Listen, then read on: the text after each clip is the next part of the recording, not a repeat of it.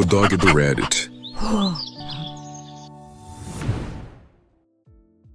Minha esposa infiel me traiu para melhorar de vida, mas voltou para mim chorando quando o amante a abandonou. Dizem que o encerramento de um ciclo vem com o tempo. Às vezes, ele vem com uma reunião para tomar café, um ego ferido e a percepção súbita de que você nunca foi o problema, apenas a rede de segurança. Minha esposa infiel saiu de casa, falando que nosso casamento foi um erro. Agora, ela volta rastejando e diz que ela errou, e que o caso que ela teve é que foi um erro. Minha esposa, Elaine de 27 anos, e eu, homem de 27 anos, estávamos casados há pouco mais de um ano. Sim, somos praticamente recém-casados e eu já estou compartilhando minha história triste aqui. Sinceramente, não sei dizer exatamente como as coisas deram errado tão rápido. Nos conhecemos na faculdade, há cerca de 7 anos. Não foi amor à primeira vista. Na verdade, eu nem estava interessado nela daquela forma na época. Eu tinha pegado um certo trauma de mulheres por causa de uma ex que se revelou uma traidora em série. Jurei que não entraria em outro relacionamento depois daquilo, mas a Elaine mudou tudo. Começamos como conhecidos porque tínhamos uma aula juntos. Não demorou muito para virarmos amigos. Tentei manter as coisas platônicas no início porque não estava pronto para namorar após o término com a minha ex, mas ela parecia diferente. Era carinhosa, compreensiva e, eventualmente, me apaixonei. Foi o melhor relacionamento que já tive, fácil. Eu a amava genuinamente e sempre achei que ela me amava também. Quando tínhamos divergências, resolvíamos rápido com comunicação aberta. Ela me apoiou quando eu não ganhava muito dinheiro no início e ficou comigo até eu conseguir o emprego de alto salário que tenho hoje. Casar e começar uma família sempre foi um grande objetivo de vida para mim. Eu tinha desistido disso após a traição da minha ex, mas Elaine me fez sentir que havia esperança novamente. Casamos assim que estávamos prontos, e desde então, trabalhávamos para comprar nossa casa e ter filhos. Nunca me arrependi do meu casamento, pelo menos não até descobrir a traição. Antes disso, achei que tudo estava perfeito. E não é um caso de eu ser um marido desligado. Eu me esforçava ao máximo para garantir que as coisas estivessem bem. Fazíamos questão de passar muito tempo juntos, fazendo coisas que ambos gostávamos. Às vezes saíamos para jantar, outras ficávamos em casa curtindo um filme. Chegamos a adotar temporariamente um gato uma vez porque ela ama animais. Até nossos amigos faziam piada sobre como éramos tão fofos juntos que chegava a dar enjoo. Mas as coisas começaram a mudar há cerca de um mês. Ela chegava do trabalho cansada demais para passarmos um tempo juntos, ou dava desculpas na hora de sair. Não era nada dramático, então não pensei logo na possibilidade de traição. Não sou do tipo paranoico. Além disso, eu confiava nela. Só achei que ela estava estressada ou que eu tinha feito algo para chateá-la sem perceber. Tentei conversar, como sempre fazíamos, mas ela me deu um gelo. Estou bem. Não é nada. Você está imaginando coisas. Depois de um tempo, quase comecei a acreditar que eu estava sendo sensível demais e que era coisa da minha cabeça. Mal tínhamos intimidades também. Antes, dizíamos um ao outro do que gostávamos, e se não estávamos no clima, éramos honestos. Porém, quando as desculpas óbvias se tornaram frequentes, ficou claro que algo estava errado. Eu não estava imaginando. Daí, certa noite, perguntei se ela queria ver um filme. Ela disse que estava exausta e foi deitar cedo.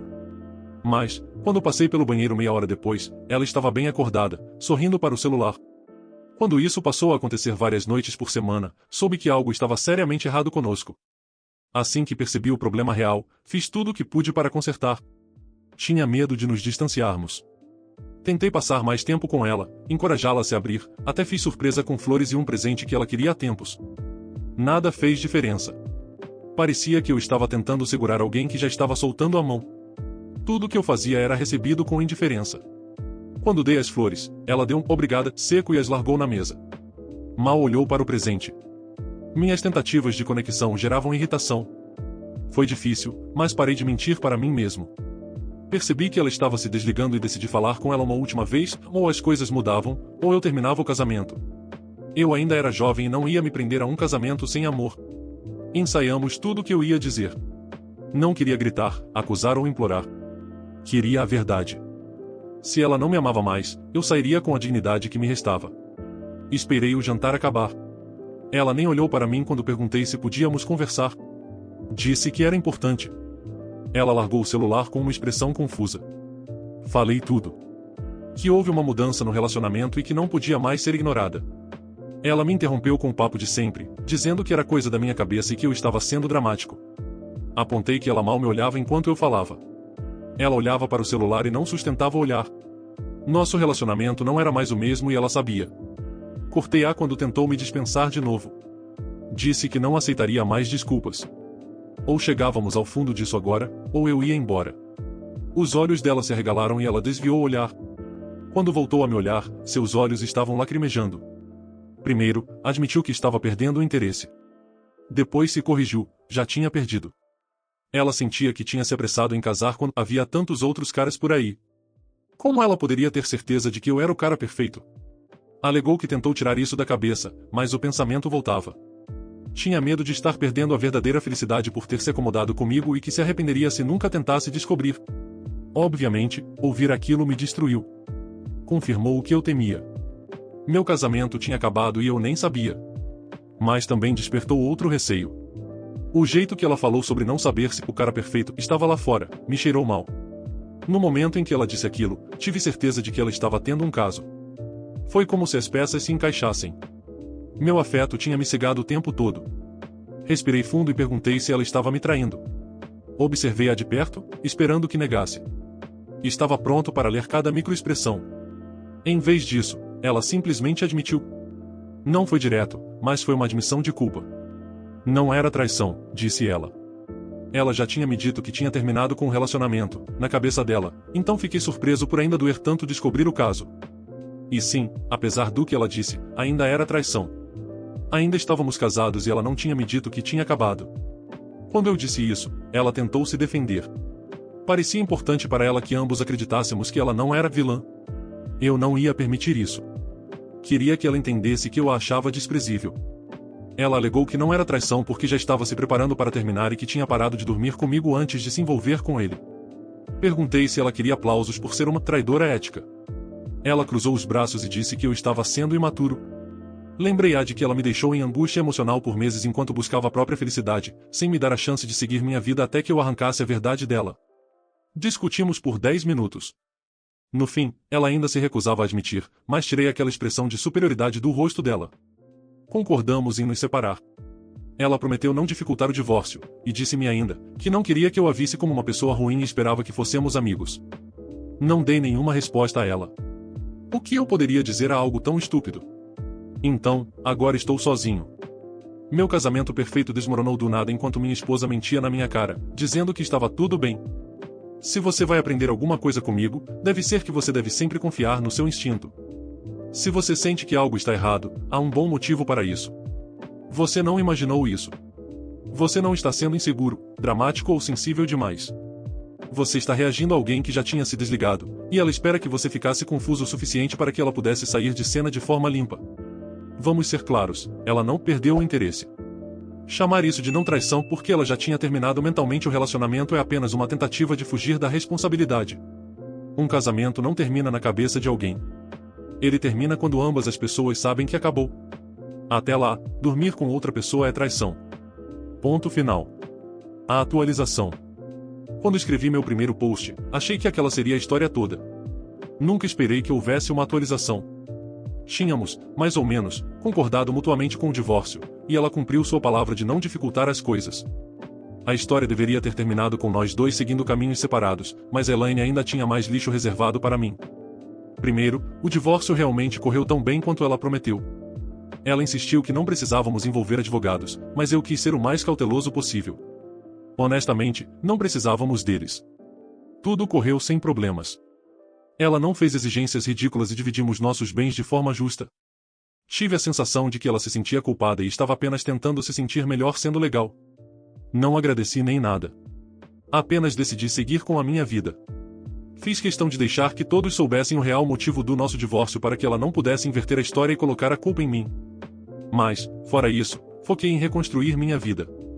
Alguns dos amigos dela foram bastante solidários comigo. Porém, a família dela ficou do lado dela. Eles aceitaram a visão dela e se recusaram a considerar o que ela fez como traição. O pai dela chegou a me dizer, pelo menos ela te disse que queria te deixar. Como se eu não tivesse arrancado isso dela à força após semanas insistindo. Não deixei que o que eles pensavam me incomodasse. Eu sabia que estavam em negação porque não suportavam vê-la como uma traidora. O que pensavam dela não me importava, desde que soubessem que eu era parte inocente nisso tudo. A verdadeira surpresa veio cerca de 4 meses após o divórcio ser finalizado. Elaine me ligou e perguntou se podíamos nos encontrar. E isso veio do nada. Durante o divórcio, só nos falamos para discutir a divisão de bens. Quando se tornou oficial, ficamos em silêncio total. Bem, não totalmente. Na primeira semana, ela mandou algumas mensagens perguntando como eu estava. Quando a deixei no vácuo, ela entendeu o recado e não tentou mais contato. Então, quando ela me ligou, fiquei confuso. Meu primeiro instinto foi ignorar e continuar minha vida. Mas a curiosidade falou mais alto.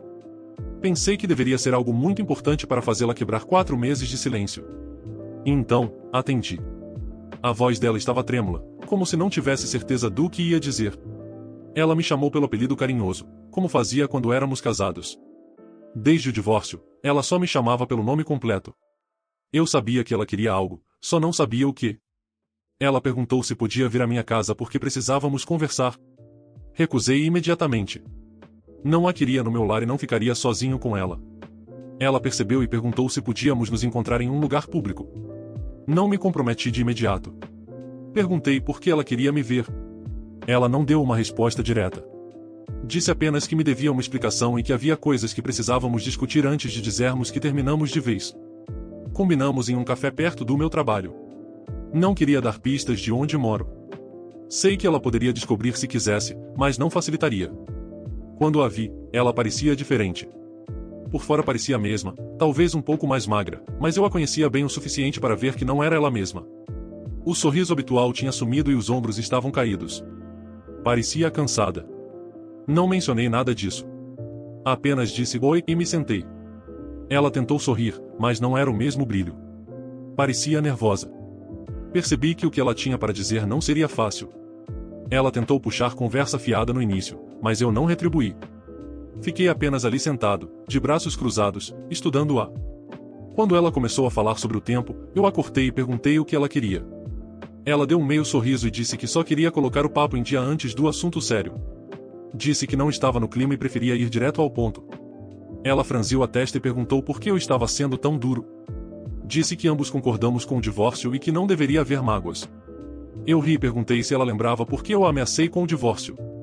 Lembrei que ela me excluiu e me fez miserável. Dei um ultimato para proteger minha sanidade e ela revelou a traição.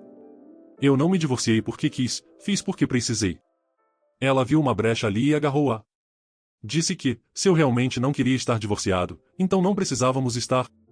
Achei que tinha ouvido errado. Pedi para repetir. Ela, incerta, começou a explicar. Disse que tirou um tempo sozinha para pensar e percebeu que nosso casamento era exatamente onde ela queria estar. Tinha focado demais no que poderia estar perdendo e isso a deixou insatisfeita, mas agora tinha perspectiva e estava pronta para se comprometer totalmente comigo de novo. Fiquei em silêncio por 1 minuto inteiro. Ela se remexeu, desconfortável. Perguntei o que ela quis dizer com tempo sozinha. Ela estava me traindo quando me deixou e dizia querer encontrar o cara certo. Ela ficou tensa. Eu tinha certeza de que ela não. Esperava que eu lembrasse disso, como se eu pudesse esquecer a pior coisa que ela me fez. Vi as engrenagens girando na cabeça dela. Ela tentava bolar uma resposta que não arruinasse suas chances. Repeti a pergunta. Ela deu uma resposta vaga sobre como eles terminaram porque não deu certo. Pressionei mais. Ela olhou para as mãos, genuinamente envergonhada. Disse que ele não queria um relacionamento. Era puramente físico para ele. Quando ela tentou algo mais profundo, ele deu um ghosting, sumiu. Eu gargalhei. Não foi uma risada falsa, foi uma gargalhada real, com alegria genuína. O rosto dela ficou vermelho. Quando se recuperou, tentou dar outra volta. Disse que foi aí que percebeu que eu era o cara de verdade, que eu não era como ele nunca faria isso com ela. Alegou que não saiu com mais ninguém depois dele, mas eu não engoli. Perguntei se eu deveria me sentir lisonjeado por ela me achar um homem melhor que o amante. Ela disse que eu não estava dando uma chance a ela. Quando sugeriu que terapia de casal ajudaria na nossa comunicação, eu perdi a paciência. Levantei-me e perguntei onde estava tudo isso quando ainda estávamos casados. Por que não sugeriu terapia e comunicação quando decidiu dormir com outras pessoas? Não baixei o tom e as pessoas começaram a olhar. Ela escondeu o rosto na mão. Eu não me importei. Disse que não a aceitaria de volta só porque o amante a usou e a descartou. Ela gesticulou para eu me sentar, mas ignorei. Disse para nunca mais me ligar e sair, deixando-a sob todos aqueles olhares de julgamento. A Elaine nunca mais entrou em contato. Não recebi uma chamada ou mensagem desde aquele dia. E é exatamente assim que eu gosto. Vocês não imaginam o quão insultante foi ela pensar que eu voltaria rastejando só porque ela pediu. Já segui em frente àquele encontro, só confirmou a sorte que tive em tirá-la da minha vida. Ela desperdiçou anos da minha vida porque não sabia o que queria, mas pelo menos terminou após um ano de casamento. Poderia ter sido pior. Se eu não tivesse forçado a verdade, teríamos arrastado isso por anos. Ou descobrir a traição com filhos envolvidos. Ela não veio pedir desculpas ou assumir responsabilidade. Veio porque o cara por quem ela me trocou, a tratou exatamente como ela me tratou, como descartável e conveniente. O momento em que ela voltou diz tudo. 4 meses de silêncio e nenhum remorso até levaram fora. Isso não é crescimento, é arrependimento de quem fez uma má escolha. Comentários sobre o relato. Que audácia dessas pessoas, achando que podem voltar como se nada tivesse acontecido. Cara, que história pesada. A Elaine não voltou porque percebeu que amava o marido, ela voltou porque o plano A dela, o amante, deu o ghosting clássico. Ela só valorizou o compromisso quando sentiu na pele o que é ser tratada como alguém descartável. No fim das contas, a lição é clara: se você é o plano B de alguém, você não é o porto seguro, você é o step. E ninguém merece ser o step de quem não teve a decência de terminar antes de pular para outra cama. E aí, meus amigos, beleza? O que vocês acharam desse relato? Me digam nos comentários. E se possível, deixem o like, hypem o vídeo e se inscrevam no canal. Valeu demais! Abraços! Espero que tenham curtido o vídeo de hoje. Um agradecimento especial aos membros do canal pelo suporte. Todos vocês ajudam demais. Considere você também se tornar um membro e se juntar à matilha. Muito obrigado por assistir. Inscreva-se e deixe o like. Abraços.